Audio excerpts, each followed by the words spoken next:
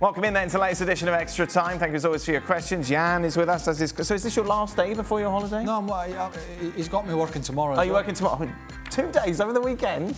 Oh my goodness. I crumbled. Wow. But then you've got, what, 2 weeks off? Well, it doesn't matter. That's not right. I was under no obligation to work 2 days over the weekend. And Jan, I just showed my soft side. Yeah, and your holidays are done now? No, I'm still, but I'm a home holiday, so that means people that will use me, they will call me, and I will always say yes. Oh, well, so that's my holiday at the moment. Yeah, no, that's not how it works. Your staycation will not. Well, I'm not going away. I'm at home. But you will be not answering any emails or calls. Oh, I answer emails. But you don't answer emails when you're working. Well, I do for people apart from work. But no, I've got a friend coming to play the golf tournament. Golf friend. And then my sister. You got a friend, Craig? I've got lots of friends, yeah. Craig's friend. I've got a friend coming to play golf for 5 days in a competition, as you know. And then my sister's coming. However, if anybody wants me to come in and do some work, I will be available to say no. There you are. Perfect. So that means vacation. We're in Wales once. What did I say to you? I don't remember. I'm not a fireman. Oh, yeah. You're not on call. I'm not on call. And the producer told me the time of this taping had moved. It just so happens it's the same producer who's working on today's show. Yeah. And he says, we moved the taping. I went, I'm not on call. You told me it was 1:30. Yep, that was it. I had to do it with Robbo on my own. So with you away, Stevie's going to be working a lot more. Good. This came up on my time hop, by the way, from a year ago, where he's so angry. Look at you. Your reaction is brilliant. What's this about? I can't remember what it was. He was getting really angry about. Tell me something. We know when he does this, yeah, right? And he was off it. Look, he's off the seat. He's off the seat. Look. And you're just laughing at him. Well, because he puts the hands down, and then when he starts putting the hands down and he goes lower, you know he's getting angry. But he actually then was up. He was up. Ready to go. Yeah, he is. He's having a few more of those, isn't he? Well, yeah, he's got a lot going on. You keep saying that. He's got a lot. There's always a lot going on in that head of his. Craig and Jan, during your training sessions, was there a player that you were not allowed to slide tackle, or was everyone fair game? This is obviously off the back of Rudiger and Hazard. You're not. If the manager said you're not allowed to tackle him, not just, I'll guarantee you, almost all the lads will be going after him. But would you, for example, go in on Hullet like that or Hoddle like that? Good grief, yeah. Yeah. The manager. Right. You will. You look for the manager. You will try to get him. Right. I remember I remember in Austria, my manager. We played 5 against 2, and he was a former international, but now probably my age now, but he was old then, and he was always playing there, and I was looking for him, and he knew I was looking for him because I wanted to get him, but I couldn't, but we know about, for example, in Manchester United at the time when Sir Alex Ferguson always had to go with all players except Erik Cantona, so there are players that are protected, absolutely, but as Craig is saying, if the managers told us to stay away from someone, well, we would go for him. I got a couple of good ones in this actually, but let me answer this because there is a reason. If you have a teammate or a youngster, or whoever it is coming back from a particularly bad injury, players will be mindful in the recovery programme until they've started playing games. Right. Not to be like, if somebody's come back from a cruciate and they've only trained 2 or 3 times, you would be mindful with that player in training until he gets up to speed. But there's been a couple of occasions, actually our good friend again, Erling Jonsson, when Glenn Hoddle dropped him at one time, and all the boys looked at each other and thought, if Glenn joins in the 5-a-sides here, this is not going to go well for him. And did he? Well, Erling tried. Yeah. But the best one I ever came across was, God rest his soul, he's not alive anymore, was the old manager, Scottish manager, Ian Porterfield, who played for Sunderland, blah, blah, blah, but was manager at Chelsea for a few years. Now, not only did he drop Dave Besson, the former Wimbledon goalkeeper and England international, he rubbished him in the press. Dave was going through a bad period, dropped the ball, made a mistake. After the game, Ian Porterfield said to the media, inexplicably, he'll never play for Chelsea again. Well, you talk about throwing him under the bus. Yeah. That was on the Saturday. 2 days later, the very enthusiastic Ian Porterfield, as he always did, went, I'm joining in training. 10 minutes into training, he was seen hobbling to the physio room wait for it, a broken rib. Because he went for a header and Dave come out with the knees up and cracked right into his rib. Love it. And he came into Bob Ward was a physio, and I'll have to paraphrase here. He came in like that, and he was holding his ribs, and the physio went, Gaffer, what happened? He went, that, bleep, bleep, bleep, bleep, goalkeeper Bessent. Cracked the rib. Yeah. Did he ever play for Chelsea again? He did actually. Yeah. He did actually. But David had a big smile on his face. I bet. I'll never play for Chelsea again, he says. He smashed him. Absolutely smashed him. But I think it's the thing with managers playing. And I mean, we played in the 90s, Craig, and they did that all the time. Howard Kendall did that. But the worst thing I saw at Swindon was David Hay, legendary Celtic player. And he also played for Chelsea, by the way. And I had him in Lillestrøm in Norway, and he said he couldn't play in because there was something with his eyesight he couldn't do. But when I met him again in the Premiership in England, he played in. And he was he was so late in his tackles. So that was the other way around, that he was injuring players. So that could also happen. Oh, yeah, I've seen that. But honestly, it's when you think back now, it was so funny. I mean, Stan Ternant, who was an old school coach for many, many years of some good clubs. He was manager at Burley for years.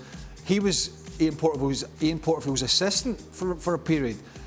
And one day, he left the training field while training was going on, got in his car and went home. Because Dennis Wise was winding him up so badly that he said, in the next day, and I said, Stan, why did you?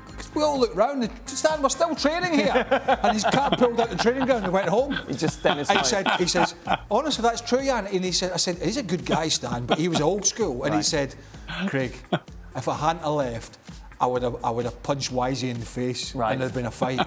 So he got in his car and left. It was like that, hey. Says, training's still going on, Stan. Hey. It's good preemptive. And Wisey was like, of course, winding, freaking exactly. him up. But I don't imagine that happens too often now. I'm sure it still happens. Why is Erik ten Hag starting Maguire? Is he a better centre-back than Rafael Varane, Jan? Interesting, this Maguire thing. I think that is scandalous how they booed him how some call themselves reporters and booing their captain, with Erik ten Hag coming in and said, this is my captain. Having said that, I think that for ten Hag it's important now at the beginning to support Maguire. But ten Hag, he would undoubtedly take him out of the team if he's not producing. So I think it's important for him now to back the captain. I think that is also good for the club on a short-term basis. But Maguire got to produce, and we've seen the last games he's getting a bit better, but he still doesn't have a lot of credit among the Manchester United fans. So this is a story to be continued, as it is called. This Maguire thing makes me feel a bit uncomfortable because it's so personal, it seems. I know he's not here. But when Gab was on the desk, Stevie and I had a different view, which is the same view that Jan has. And of course, Gab might just have been, in his contrarian ways, disagreeing. But I think from a player's perspective, you've got to understand that, as I explained and Stevie did, is that Ten Hag's trying to rebuild careers, rebuild a club. It serves no objective to boo a player at this time of the season when you're trying to rebuild his confidence. Harry Maguire hasn't been the only one who's been average at Man United, far from it. But the one thing that I've never understood, and it's happened to me, is fans booing players for playing poorly. Players don't try and play poorly. Now, I have no problem with fans booing players like Lukaku, who said, I'd rather be back at Inter, or I want to leave your club, or they're clearly not trying. I haven't a problem with fans booing players for that.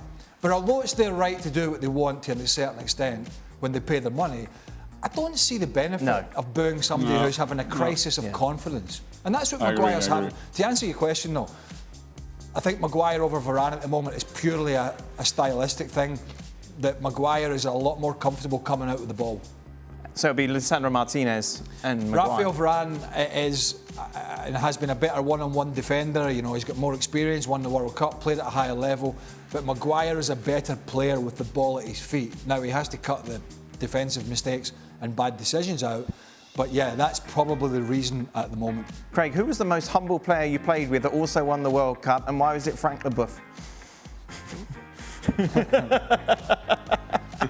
Do you know, Frank? You know, I love Frank to death because when you know, all those years ago in the mid-90s when he arrived, and he was just a character he had a little bit of hair at the time. Right. Although, you know, with a strong gusty wind, it could have blown off, but he had some. But he just, yeah, when he walked in, you just knew Frank wasn't shy. But he was funny. He's great company. But he's not.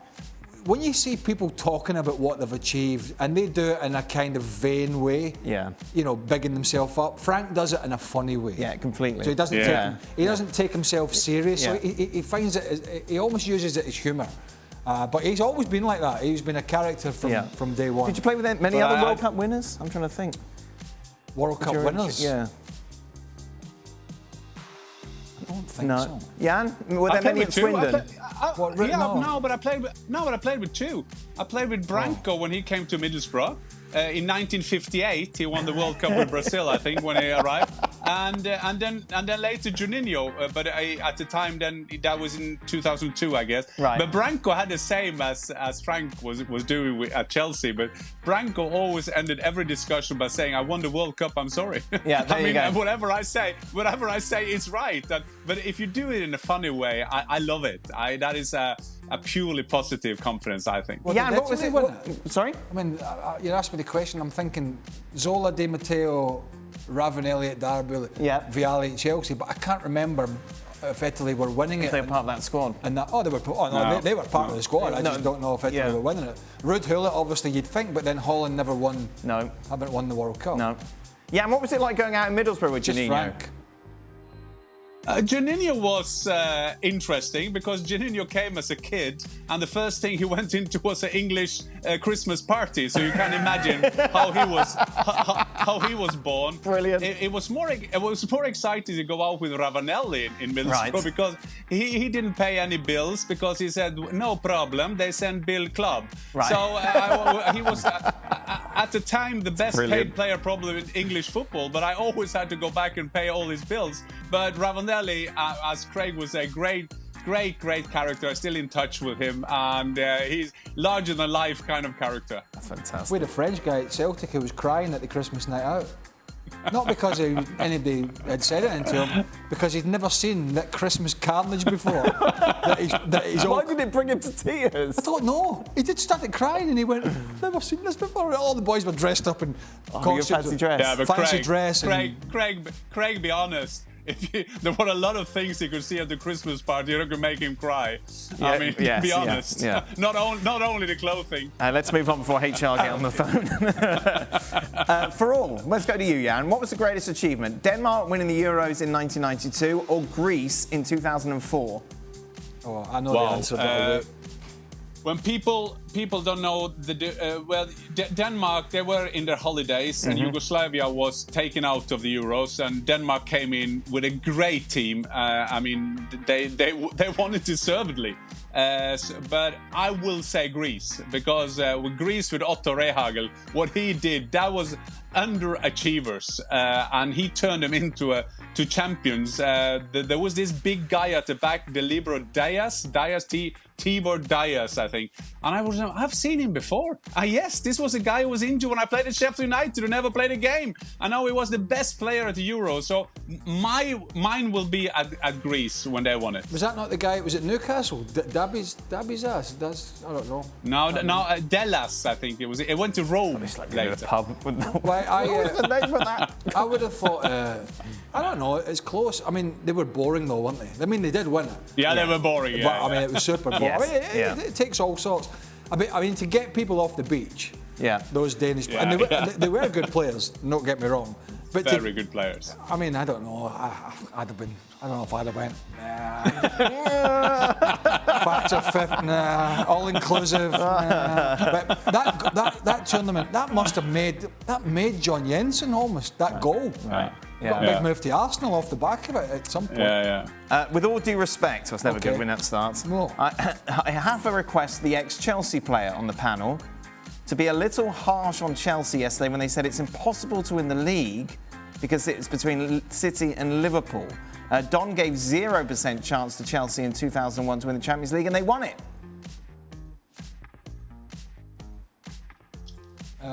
So be nicer to Chelsea.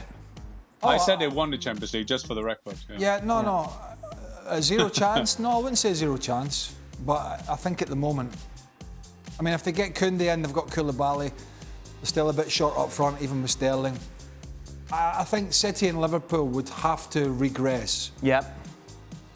A fair amount. And Chelsea can improve on last year, for sure, because it wasn't a good end to the season. But if the other two regress, and there's no... you're signing...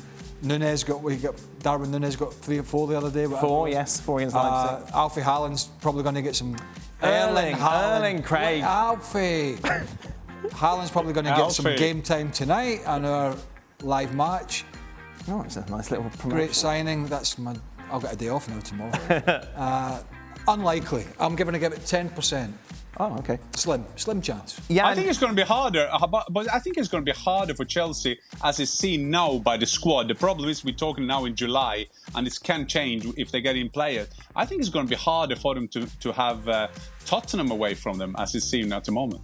Don's percentages are great, but I think he's figured it out now, hasn't he? Well, he just keeps it simple. Him just say 33, 33, 33. That's it. On 25, 25, 25. Yeah, 33, 33, 33, that adds up to 99. Well, 33.3. Yeah. There's never an exam.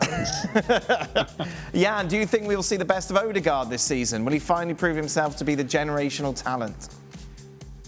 Well, first of all, I think he proved himself last season. I think he had a very good season for Arsenal, and he has turned into a very good player. This thing that he's gonna be the Messiah at Real Madrid when he was 16.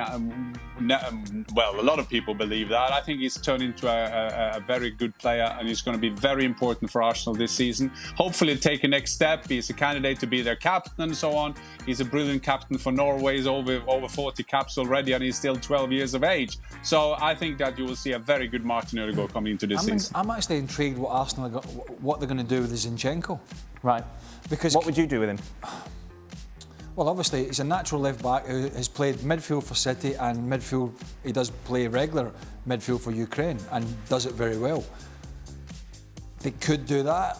I mean, Kieran Tierney is a very good player. I mean, I would go as far to say Kieran Tierney is a much better defender than Zinchenko. Maybe, and it's arguable, going forward, Zinchenko offers a bit more, but Tierney's pretty good in that department. I can only presume Arsenal have some concerns over his fitness. But I'm going to be intrigued to know what they're going to... He's a £25 million player who, when he's fit, has looked like one of the best left-backs in the Premier League. Right. So I'm not sure who's going to give way, if any, here. He might play Zinchenko in the middle of the park. So I don't know what Arteta's going to do. But the one thing I do know now, with the signing of Jesus... and with, I think, the boy coming in from Porto, the playmaker, with the back four set, the keeper change, with Zinchenko coming in, there's really no hiding place this year. For Arteta? There was a little, for Arteta. There was a bit of leeway. I'm not saying Arsenal need to win the league. That's just nonsense. But last year there was a little bit of leeway after the bad start, and then they had a bad start and a bad finish. Yeah. But they had a really good in between. That's not going to be acceptable this year. And so, yeah, you improve your squad, but you pile the pressure on yourself, and he'll be under no illusion that he has to get results this year. What's that? I don't know why they've chosen this question. I know it's only a pre-season match. However, Darwin Nunez didn't look so sharp with the finishing. He scored 4 goals against Leipzig yesterday. So he scores 4 goals. You're never fully up to speed in pre-season. In fact, I don't know what Jan thinks, but whenever I finished a pre-season, the first at least 2 or 3, maybe 4 games, Jan, of the up-to-speed season, it wasn't until I'd played that I fully felt fit. I still wasn't fit. I still wasn't ready to go in the first game of the season. Well, I was ready to go, but I still wasn't up to full speed. Yeah, fair point, but I think this is special for strikers because we want that goal-scoring feeling. We are so into that thing that we need to get some goals, but as I said, I didn't like friendlies at all. But for Nunez to score those 4 goals, that can mean a world to him. And you can say it's only a friendly, but still they beat Leipzig 5-0 away away from home with 47,000 in the stadium there. So Nunez showed that, and I mean, he stayed for 2 minutes in Liverpool, and he missed one chance in the first friendly, and people start doubting him. So yeah, but it will take some time, and if you see, Craig, with Manchester City, Pep Guardiola more or less saying, I used the first league games to get my players in shape. This is the world we live in now, isn't it? I mean, seriously. We have a new signing who is a young guy, and he's just scored 4 goals in pre-season, and all of a sudden, in some people's eyes, he doesn't look sharp. I mean, this is the world. This is social. This is the social media platforms persona. Before all these platforms come out, if you'd walked in a pub with all your mates, anybody who'd said, "Oh, I didn't think Darwin Nunez looked sharp today with his finishing," you'd have been thrown out. Your mates would have all thrown you out the pub for being stupid. This is the new norm. That people, even when they're scoring all these goals, "Oh, I don't think he's looked the business today. I should have scored 6, not 4." Yeah, I mean, just give me a break. We've got 3 questions left. I want to ask all of them, so be quick with your answers, Jan. Where do you rank Lewandowski all time at Bayern? Oh, good question. I have to have him behind Franz Beckenbauer. I have to have him behind Thomas Müller as a Bayern Munich player, Sepp Maier and Gerd Müller. So I will give him a top 6 position. For both, you guys both come from 2 of the most beautiful countries in the world. Craig's from Scotland, not England. Jan. My mates were saying to me at the golf, they were watching the Open, they were going, "Oh, Scotland's beautiful." And I was going, yeah. But it doesn't all look like that, you know. There is like... Jan, have you ever been to Scotland? And Craig, have you ever been to Norway? His boys playing for... These boys play. Well, this person might not know. My boys played there for 3 years, and I've always loved to go to Scotland. I love the Scots. I mean, I'm from West Norway. I mean, if I put myself in a boat and row, I would probably meet Craig out with his mates rowing in Scotland. So we are like, I love Scotland. I love Braveheart. I give them independence, give them everything. I love Scotland. He'll be rowing. He'll get stuck at the Shetland Islands, and they'll just keep him on there. Yeah, that'd be it. Have you been to Norway before? Oh, yeah. Yes. What was your impression of Norway? I like Norway. I was in, I can't remember where I've been, but one of the places I've been was Kongsvinger. Okay. Yeah. So it's not a particularly large area, but we're there pre-season. Okay, good. Yeah, Scandinavia. The only thing I don't like about Scandinavia is the price of the beer. Yes, it is. It's very expensive. How much is a beer in Norway, Jan? It will probably be £10 now. £10. Stevie, what's that, $12, $13? He'd have to travel with his. Final question for Jan. I'm moving to Finland next month for study purposes for a few years. Take a blindfold. Which is the most beautiful Nordic country in terms of natural beauty? Norway, Finland, Sweden or Denmark? P.S. I'm an ornithology student. Do you know what ornithology is? Yeah, I don't know what an ornithologist is. It's a bird. It's an ornithologist. I have no idea what that is. It's wildlife, isn't it? Plants and everything in general? No. It's wildlife. A quick answer. Norway is the most beautiful country because we have the fjords, we have mountains, we have the sea and everything. Finland is great as well. They got all the lakes in the world, a lot of forests. Sweden is Sweden. That is our neighbor. They are cozy, and they think they are our big brothers, but still a great country. Denmark quite flat, but they got Copenhagen, which is beautiful. They have some great beaches. Scandinavia, boys and girls, the best place on earth. Sweden. You've been to Sweden? That's nice. Stockholm. I know, I haven't. There. No, I'll tell you what, the only thing with Finland, I don't know what time of year, but it doesn't get dark. Right. Meet me in Stockholm, baby, to mess around. Can you whistle? The only thing with Finland is, the only thing they produce is rally drivers. Oh. And have a look at... And a great Prime Minister. Oh, OK. All right. Well, apparently this will make us laugh. Let's see what this is. Stuart Robson. Oh, here it comes. Here comes the sprinkler. Does he get soaked? Look. I hope so. I hope so. Go on, get it on his head. He's angry. He's angry. Oh, no, that's brilliant. Look at that. After that great interview, and now this is happening. Oh, no, his phone. Oh no! Look, getting pampered. It's a wonder he never turned around to the sprinkler and went, "I'm Stuart Robson. You can't." I'm Thomas Müller, don't you know? I'm interviewing. I'm trying to work here. You can't sprinkle water on me. Oh dear! And of course, look at Champion. He's trying to play the cool, calm, and the only look at my God. It's the. Oh no! Oh no! You don't know where to go. And then my phone. Your phone. It doesn't need Stuart, to. your Don't know phone. what to do with Your itself. phone. Your phone. Where's Your my phone. Did I put it Okay, down phone. here? There it is. Where is There it? it is, yeah. No, it's on the table. I leave it on the table. I didn't find my phone. Thomas Muller's ringing me. And watch the guy with the umbrella now. He can't get it open. He can't get it open. Umbrella. Just well, there we go. We only hire the best.